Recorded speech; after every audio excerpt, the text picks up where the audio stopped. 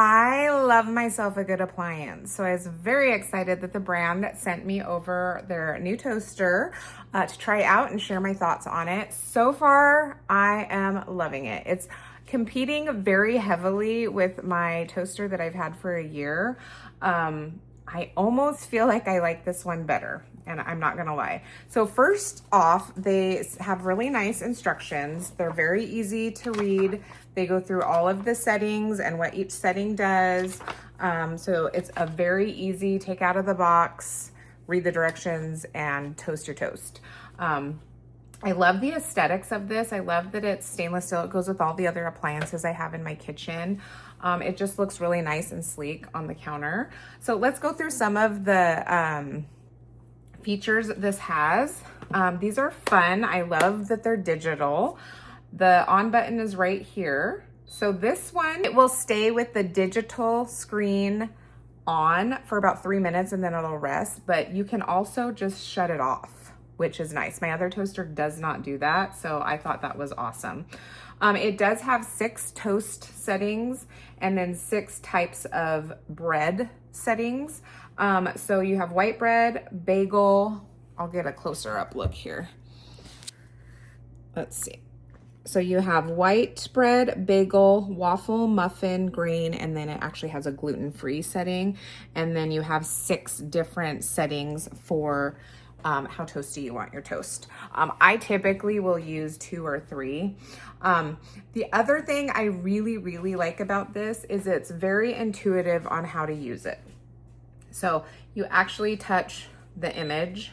So if I was doing a bagel on setting 1, or if I was doing a waffle on setting 2, you just touch it.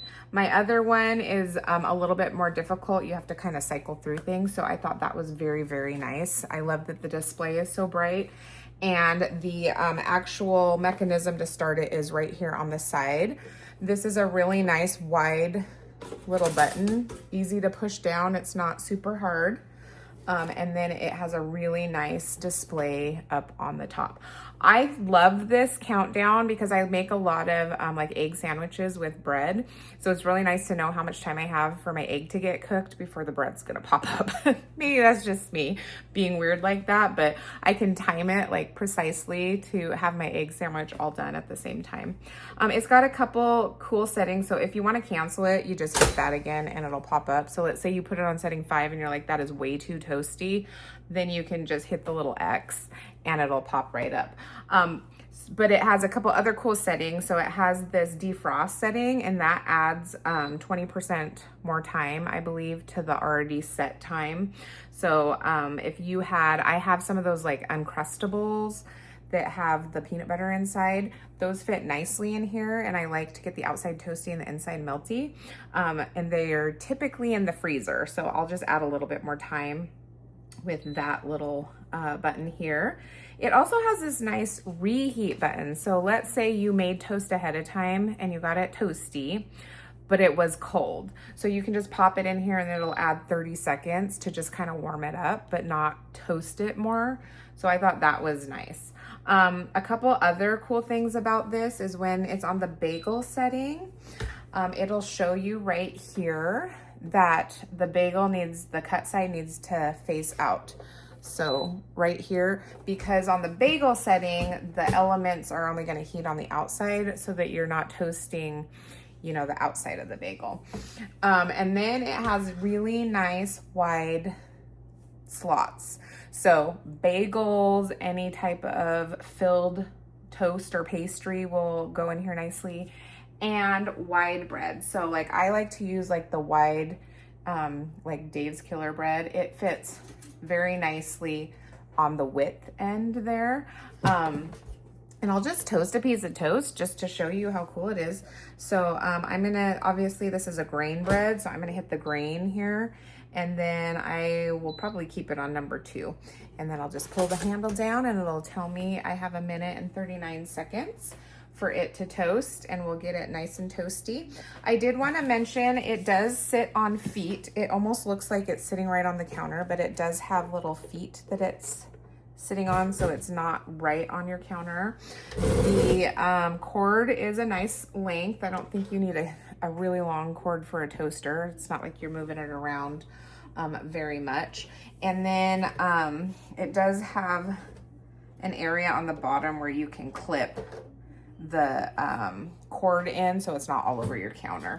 It also does have a crumb catcher that you can take out right here on the bottom. This one you almost have to pull down and pull. I noticed it was a little bit difficult to take out, but not like deal breaking by any means. And then you can wash this, and so you don't have all those little burnt crusty pieces of toast making your toaster stink. So these I think are a non-negotiable on toasters. I think every toaster should have one of these, but then it just slides back in really nicely. So I have about 30 more seconds for my toast to toast. Let's say I didn't want it that toasty. I'm just gonna cancel that and it'll pop right up. And there's my toast.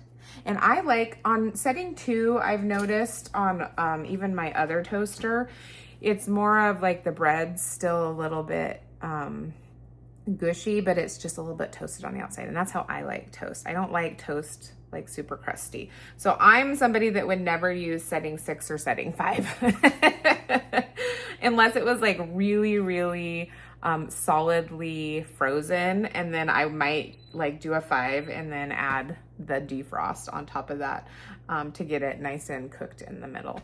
But I think this is a standout toaster. I love the way it looks. I love all of the features. I love that you can easily hit the buttons and get to where you need to go on your toast. And I hope that all of that information helped.